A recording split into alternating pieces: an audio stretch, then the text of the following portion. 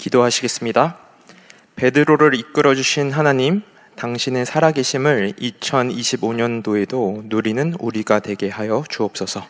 오늘 말씀을 통해 지금도 이끌어주심을 기억하며 누리는 우리가 되게 하옵소서. 예수님의 이름으로 기도합니다. 아멘. 예수님께서는 십자가에서 우리의 죄를 위해 죽으시고 부활하시어 승천하셨습니다. 그리고 제자들에게 성령 하나님을 기다리라 하셨습니다. 부활 후 50일째 되는 날 오순절에 약속하신 성령 하나님이 강림하시고 그때부터 제자들은 약속하신 대로 권능을 받고 두려움 없이 예수님을 힘있게 전파하는 자들이 됩니다. 성령 충만한 제자들은 이제 핍박과 죽음도 두려워하지 않습니다. 그들은 하나님의 영이신 성령 하나님을 의지하며 하나님 나라를 바라보며 힘있게 말씀 증거하며 살아갑니다. 오늘 본문은 그 흐름 속에서 하나님께서 초대교회와 베드로를 통해 역사하신 놀라운 사건을 조명합니다. 오늘 본문은 하나님께서 어떻게 이끌어 주셨는지 하나님의 지혜를 보여주십니다. 하나님이 이끌어 주시면 불가능한 일도 이루어집니다. 인간의 힘으로는 도저히 해결할 수 없었던 것들이 하나님의 시간 안에서 하나님의 방법으로 해결됩니다. 먼저 오늘 본문 12장 1에서 3절을 살펴보면 헤롯은 유대인들의 지지와 인기를 얻기 위해 예수님의 제자 야고보를 죽였습니다. 자신의 생각대로 지지와 인기가 올라가자 그는 베드로까지 죽이기 위해 감옥에 가둡니다. 교회는 치명적인 위기 속에 있게 됩니다. 예수님의 제자 한 명을 잃은 것도 타격이 큰데 이제 2명을 잃을 위험한 상황 속에 놓여지게 됩니다. 그런데도 교회는 포기하지 않습니다. 하나님께 매달립니다. 하나님께 기도하며 세상적인 방법, 세상적인 지혜를 의지하지 않습니다. 하나님께서는 십자가의 신앙으로, 신본주의 신앙으로 이 위기를 대처하게 하십니다. 하나님의 선하심을 바라보면서 하나님을 끝까지 신뢰하게 하십니다. 상황 그 자체가 아니라 그 위에 살아계신 하나님을 바라보고 지금도 교회를 이끌어주고 계신 하나님을 바라보게 하십니다. 기도하는 동안에도 상황은 변화되지 않은 것처럼 보입니다. 그럼에도 하나님의 선하심을 믿고 하나님의 뜻을 따라 기도하게 하시는 하나님이십니다. 오늘 본문 12장 6절을 바라보면 베드로는 그 다음날 죽을 상황이었습니다. 헤롯에게 이끌린 베드로는 감옥에 꼼짝없이 매여 있습니다.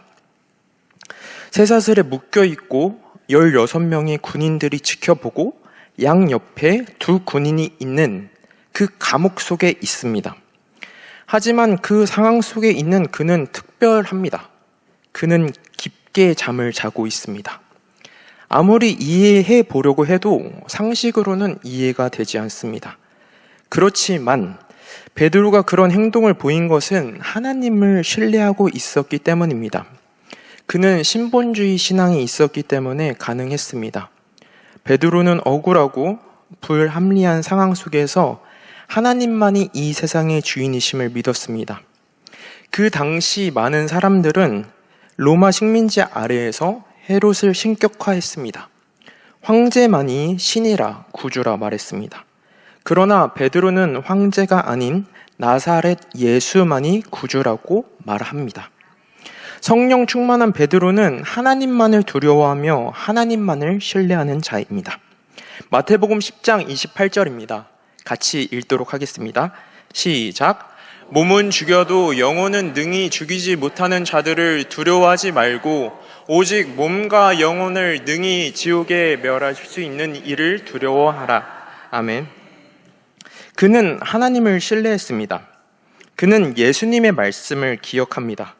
보혜사 성령 하나님께서 함께하사 그는 하나님의 말씀으로 가득 찬 사람이 됩니다.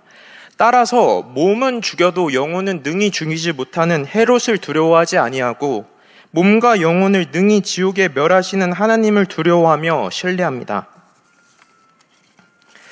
베드로는 이미 예수 그리스도와 함께 십자가에서 죽음의 문제를 해결했습니다. 지금 그 앞에 있는 죽음과 억울한 상황은 그에게 문제가 되지 않습니다. 따라서 그는 깊은 잠을 잘 수 있었습니다. 하나님의 시간대에 하나님께서는 하나님을 신뢰하는 베드로를 그냥 두지 아니하시고 남은 사명을 위해 하나님의 천사를 통하여서 베드로를 구출하십니다. 베드로는 천사의 인도를 따라서 감옥을 빠져나와 마리아의 집으로 갑니다. 그리고 자신을 위해 기도해 준 사람들에게 이끌어 주신 하나님에 대해서 말합니다. 사도행전 12장 17절입니다. 베드로를 보고 놀라는 그들에게 조용하게 하며 자기를 이끌어내신 분이 바로 주님이시다라고 고백하는 베드로입니다. 그는 자기 자신을 뽐내지 않습니다. 오직 하나님만을 찬양하고 하나님께서 기적적인 일을 자신의 입으로 고백하는 자가 됩니다. 우리의 삶 가운데에서도 이러한 믿음의 고백이 넘쳐나길 바랍니다.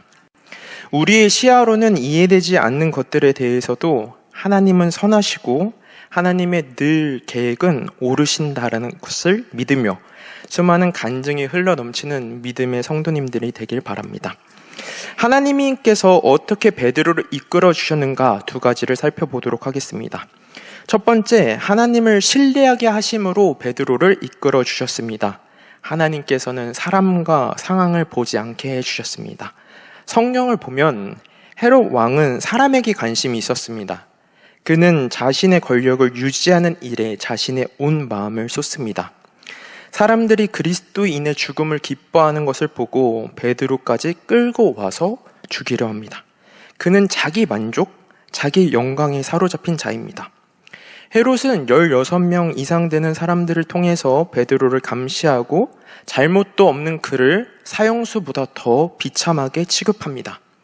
사람의 생명이 하나님께 있지 아니하고 자기에게 있다고 착각합니다. 그러나 베드로는 이러한 상황 속에서도 주님만을 바라봅니다. 그가 깊은 잠에 빠져 있다는 사실이 그가 얼마나 주님을 신뢰했다라는 것을 보여줍니다. 하나님께서는 사람과 상황을 보지 않도록 하기 위하여서 베드로를 재워주십니다.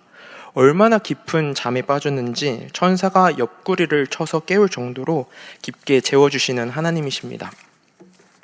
베드로는 하나님의 절대 주권을 믿었고 사람과 상황이 어떠하든지 그는 하나님께 자신을 의탁합니다.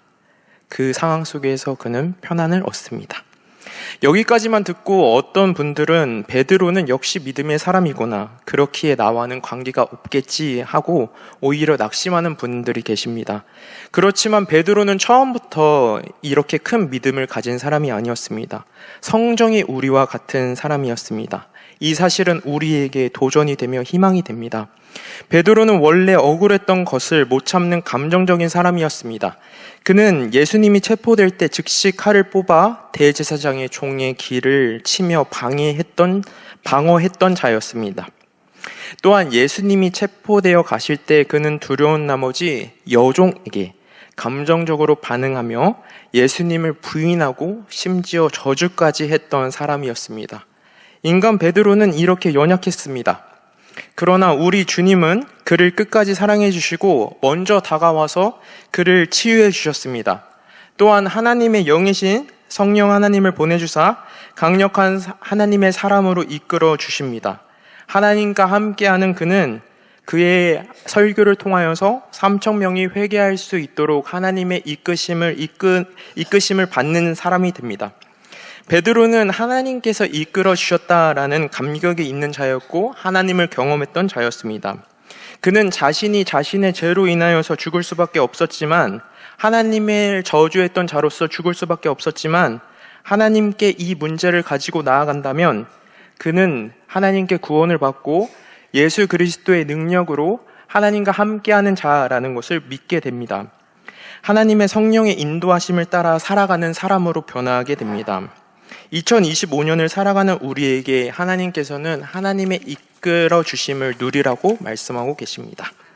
하나님께서 어떻게 베드로를 이끌어 주셨는가 두 번째입니다. 하나님께서는 하나님의 방법으로 베드로를 이끌어 주셨습니다. 12장 4절과 17절을 보면 헤롯은 베드로를 끌어내고자 했습니다. 그를 죽이기 위한 수단과 방법을 가리지 않았습니다. 실제로 베드로는 쇠사슬에 매어 있게 되었고 어느 누구도 그를 도울 수 없었습니다. 그러나 하나님께서는 천사를 보내주셔서 그를 헤롯으로부터 이끌어 끌어내어 주십니다. 하나님의 방법으로 베드로를 이끌어 주시는 하나님이십니다. 16명의 군인이 있었고 감옥에 철문이 있었지만 하나님 앞에서는 그것이 문제가 되지 않습니다. 모든 것을 뚫고 베드로를 이끌어 주시는 하나님이십니다. 2개의 처소를 넘어야 하는 상황, 16명의 군인, 하나님께서 하시면 문제가 되지 않습니다. 쇠사슬, 하나님께서 이끌어 주시면 그냥 풀립니다. 죽을 수밖에 없는 베드로를 하나님께서는 살려주십니다. 하나님께서 하신 일이 얼마나 놀라운지 모릅니다. 하나님은 하나님의 방법을 통하여서 하나님의 시간에 죽을 수밖에 없는 베드로를 이끌어 주십니다. 그 기적을 경험한 베드로는 헤롯처럼 자기를 드러내지 않고 하나님의 방법을 말하면서 자신을 이끌어 주신 하나님께 초점을 두게 합니다. 한편 자기 스스로의 인생을 자기가 주인이라고 생각하고 하나님의 사람을 죽이고 또 죽이려 하는 핍박한 헤롯의 상황은 어떻게 되는지 살펴보겠습니다. 교회를 핍박한 헤롯은 자신의 자랑과 교만으로 인해 하나님께 심판을 받습니다. 보잘것없는 벌레 따위에 의해 죽게 됩니다. 사람의 인기를 그렇게 갈망하고 하나님을 바라보지 않고 이 땅에서의 삶의 모든 것을 바쳤던 그는 몸과 영혼을 심판하시는 하나님의 공의에 의해 죽게 됩니다. 이후 하나님의 말씀은 더욱더 널리 퍼지고 교회는 성장하게 됩니다. 교회는 세상적인 힘과 권력으로 성장하지 않았습니다. 세상 권력을 따라가지 않고 하나님의 방법에 순종합니다.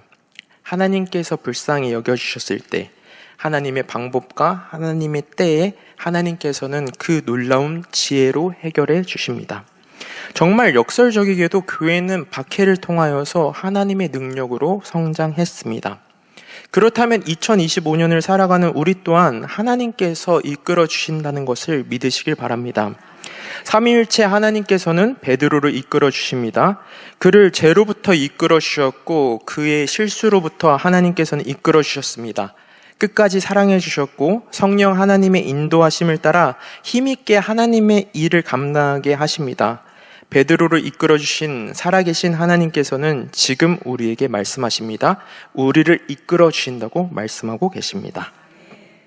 그러나 이 세상의 시야를 가진 사람들은 하나님의 이끄심만을 바라보는 우리를 답답하게 여깁니다. 어쩌면 우리 스스로도 보이지 않는 하나님의 방법을 기다리며 답답하고 억울하다라는 생각을 가질 수 있습니다. 이처럼 우리를 막는 상황, 사람을 볼 때 우리는 쉽게 좌절합니다. 억울해합니다. 인간적인 지식, 인간적인 감정은 하나님을 바라보지 못하게 합니다. 세상적인 방법은 점점 더 우리의 숨을 조여옵니다. 그렇기에 하나님께서는 우리에게 사람의 지혜가 아닌 하나님의 방법을 붙잡고 승리하라 말씀하십니다. 성령 하나님의 인도하심을 통하여서 승리하게 하십니다. 하나님께서는 이끄심을 붙잡아 힘있게 이 땅 가운데에서 하나님의 사람으로 즐겁게 누리라라고 말씀하고 계십니다. 눈을 들어 사람과 환경이 아닌 하나님을 바라보며 하나님의 지혜를 바라볼 때 우리에게 참 평안과 행복이 있다라고 말씀하고 계십니다. 말씀을 정리하겠습니다. 베드로는 처음부터 믿음이 뛰어나지 않았습니다. 그는 감정적이고 다혈질적인 사람이었습니다. 인간적인 행동으로 실패했던 사람이었습니다.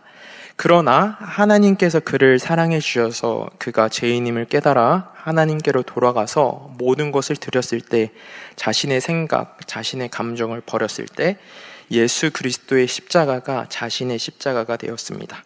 그는 성령 하나님을 통하여서 그가 가지고 있던 잠재력이 꼽히게 됩니다. 우리 또한 연약함, 실수가 있습니다. 우리는 완벽하지 않습니다. 그렇지만 하나님께서는 완벽하시고 우리를 하나님의 때에 하나님의 방법으로 가장 선하게 우리에게 가장 맞게 이끌어 주실 것을 믿습니다. 이 사실을 믿어 힘있게 한 주간 살아가는 우리가 되길 바랍니다. 하나님의 이끌어주시는 누리는 우리가 되길 바랍니다. 기도하시겠습니다. 베드로를 이끌어주신 하나님, 2025년을 살아가는 우리도 이끌어주시니 감사합니다. 믿음으로 이 말씀을 기억하여서 한 주간 힘있게 살아갈 수 있도록 도와주옵소서. 예수님의 이름으로 기도합니다. 아멘.